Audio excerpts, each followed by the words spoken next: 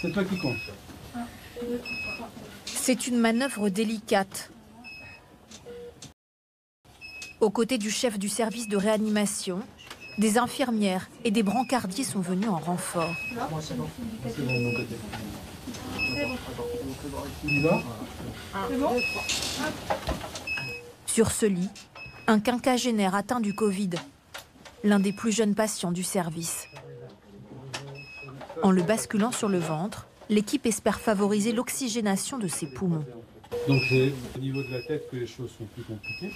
On va réinstaller toutes les électrodes pour la gestion de l'électrocardiogramme, tous les cathéters qui sont des cathéters artériels, des cathéters veineux et les aspirations par les brins thoraciques qui sont nécessaires chez ce patient.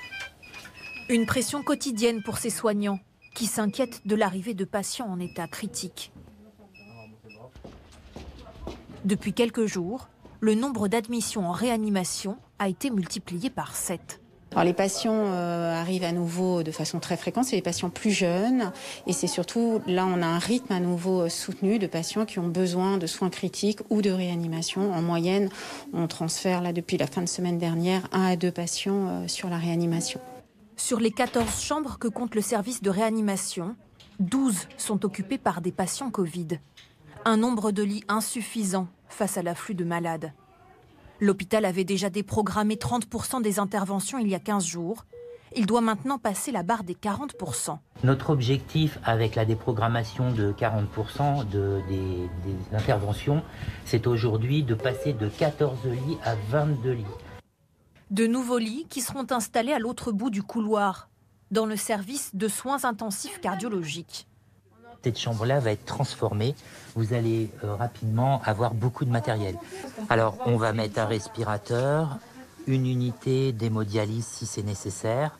On aura du personnel formé, des médecins et une structure adaptée. Lors de la première vague, l'hôpital avait mobilisé 42 lits en réanimation. Mais pour le responsable du service, cet objectif est aujourd'hui irréalisable. On pourrait dépasser les 22 lits qu'on va à nouveau mettre en place rapidement.